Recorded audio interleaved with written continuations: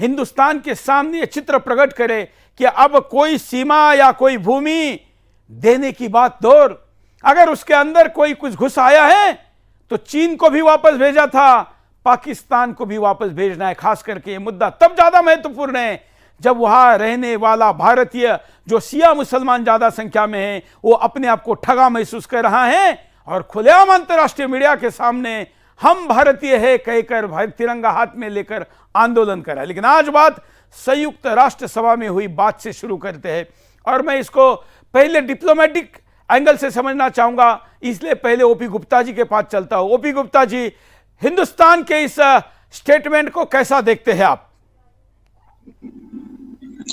देखिए, शुरू से ही जो 1947 में हम लोगों को आजादी मिली, उस समय 25 अक्टूबर 1947 को कश्मीर के महाराजा ने पूरे जम्मू एंड कश्मीर का विलय भारत में किया। तो उसके हिसाब से पीओके के साथ साथ गिलगित और बाल्टिस्तान वो हम लोगों के अधिकार क्षेत्र में आ गए। लेकिन 1 नवंबर 1947 को मेजर ब्राउन, जो गिलगित स्काउट का जो ब्रिटिश ऑफिसर था, उसने रिबेलियन दिखा करके जो महाराजा के गवर्नर थे वहां पर उनका मर्डर कर दिया, उसको इंडिपेंडेंट बना दिया और फिर उस पर पाकिस्तान ने अपना अधिकार किया। लेकिन 25 अक्टूबर को ही वो एरिया हमारे अधिकार क्षेत्र में आ चुका था संवैधानिक रूप से। इसलिए भारत का कानूनी हक है पीओके के साथ साथ गिलगित और बाल्टिस्तान दोनों पर हम लोगों का अधिकार है। और यूनाइटेड नेशंस ने जो अगस्त 1948 में रेजोल्यूशन पास किया था, उसका फर्स्ट रिक्वायरमेंट यही था कि पाकिस्तान इन दोनों जगहों को खाली करे और इन दोनों जगहों का कंट्रोल भारत सरकार को दे। तो यूएन के रेजोल्यूशन के हिसाब से भी पाकिस्तान को ये खाली कर देना चाहिए। गवर्नमेंट ऑफ इंडिया अभी तक इस मुद्दे पर चुप रहती थी, लेकिन अब जो है मोदी सरकार के अंतर्गत हम लोगों ने डिमांड करना शुरू किया कि इस एरिया को खाली करो, क्योंकि संवैधानिक रूप से, डिप्लोमेटिक रूप से, इंटरनेशनल लॉ के हिसाब से ये दोनों एरिया हमारी है। बिल्कुल, तो ये हमारा है, हमारा रहेगा। आज भी जो हिंदुस्तान का नक्शा है उस नक्शे में ये हमारे पास ही है। मैं अब हमारे साथ पूर्व राजनयिक बीएस निगम जी है। निगम जी, आपका भी वर्जन पहले मैं समझना चाहता हूं।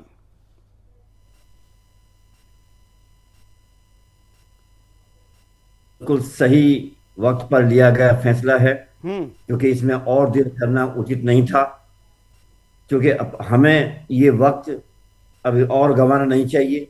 और प्रधानमंत्री का ये जो स्टेटमेंट हमने अभी देखा, ये बिल्कुल उस दिशा में एकदम सही है। और हमें अब नहीं तो कब, ये राइट समय है बिल्कुल। और मैं तो बधाई देता हूं कि इतने वर्षों तक हम लोगों ने कुछ नहीं किया, लेकिन कम से कम अब आए, देर आए, बहुत जरूरी। हाँ, और हमारे लिए ये एक नाक का सवाल नहीं, हमारी इज्जत का सवाल है।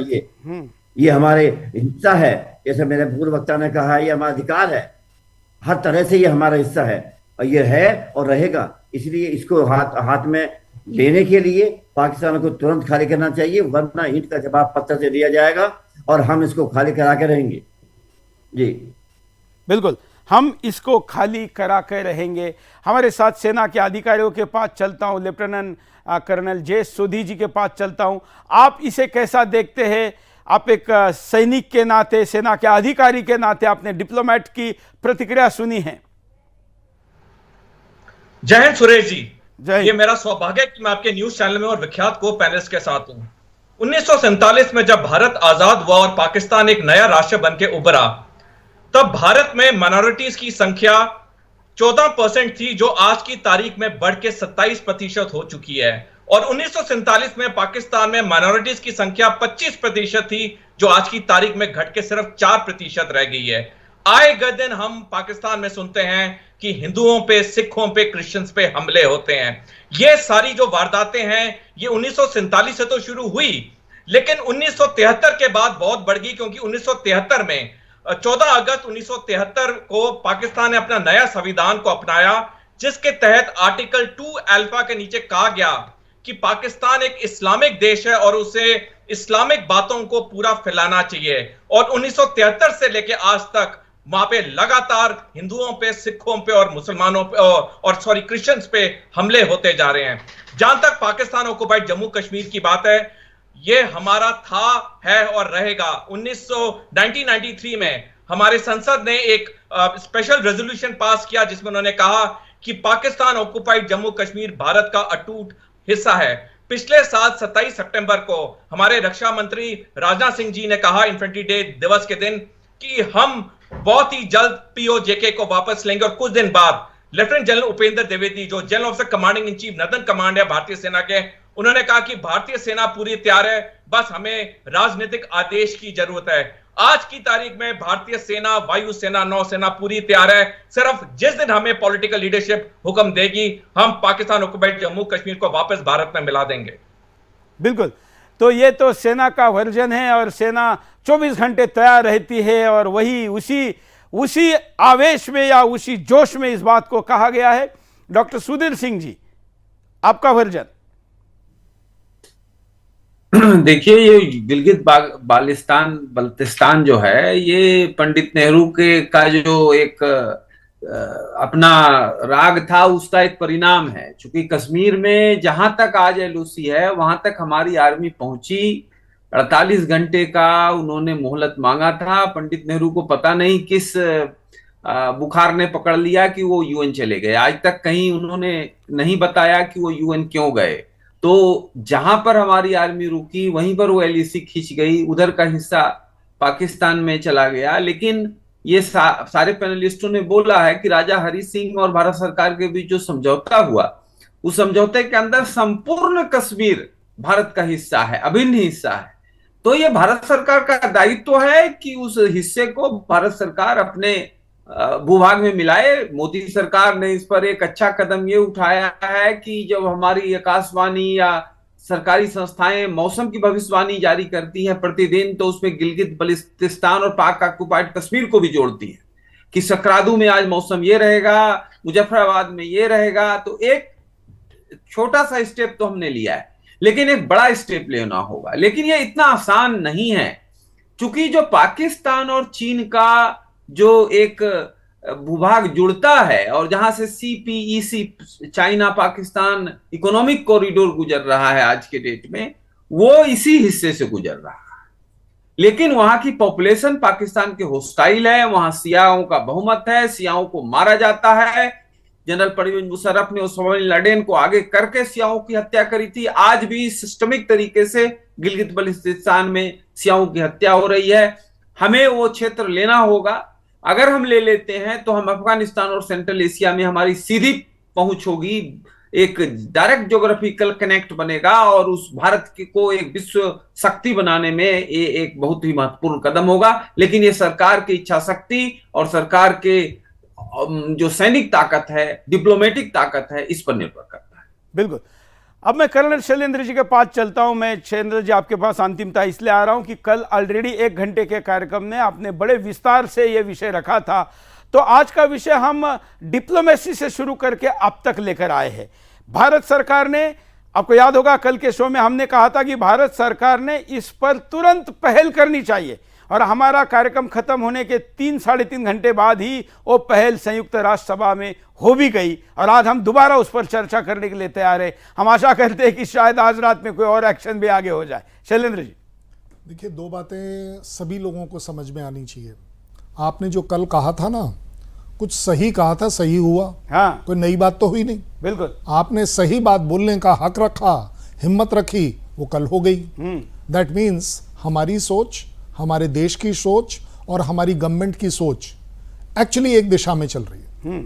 फिर भी मैं आज फिर रिपीट करता हूं कि मैं बड़ी जिम्मेदारी से कहूंगा कि हमने कहा है कि this is not a era of war. ये लड़ाई का जमाना नहीं है। मैं तो मानता हूं, मैं इसका पूरा सब्सक्राइब करता हूं। और आज जैसे आपने कहा कि डिप्लोमेट से शुरू करें, डिप्लोमेसी से शुरू करें, मेरा ये एक अपना अलग नजरिया है। चाहे वो एरा ऑफ वॉर हो या ना हो, चाहे वो डिप्लोमेटिकली चीज पोलाइट हो या हार्ड हो, वो कभी भी मेरे नेशनल इंटरेस्ट को कंप्रोमाइज करने के लिए नहीं होती।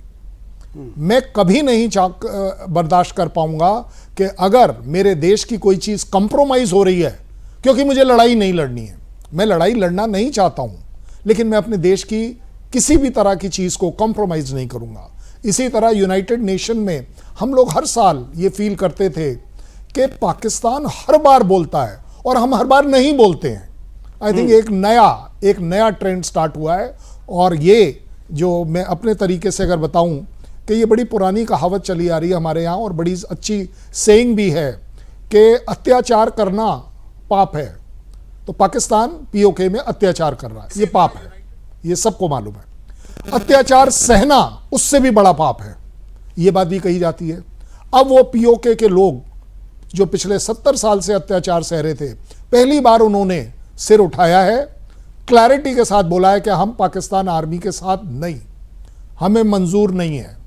हम 14 तारीख को 14 अगस्त को हम पाकिस्तान का फ्लैग नहीं लहरा रहे, ये बड़े क्लियर इंडिकेशंस है। हम 15 तारीख को इंडियन फ्लैग लगा रहे हैं।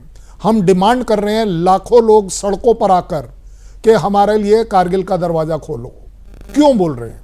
क्योंकि अब उन्होंने ठान ली है कि अत्याचार सहना पाप है।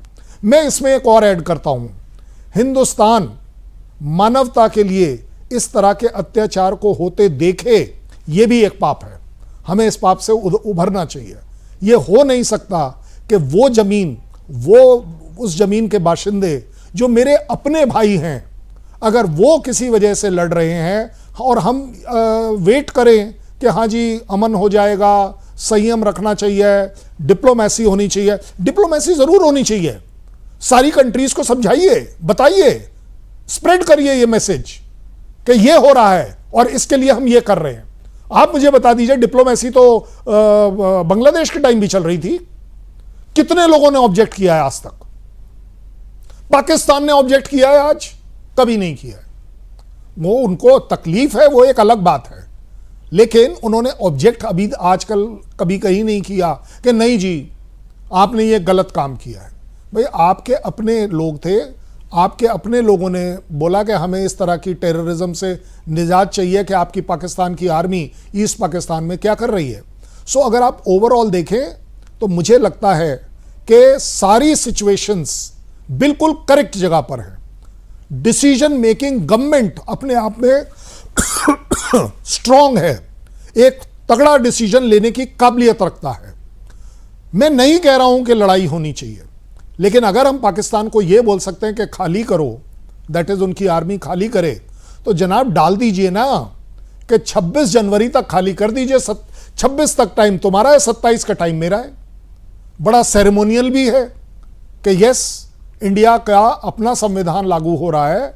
भाई हमारा संविधान के हिसाब से ये चीज हमारी है, हमारी ही रहेगी, और आप 27 से हम आपकी तरफ देखेंगे नहीं, फिर हम कुछ करेंगे। ये है diplomacy as far as I am concerned. बिल्कुल बिल्कुल, मतलब दोनों तरफ से वार होने चाहिए और तभी जाकर ये बात हो सकती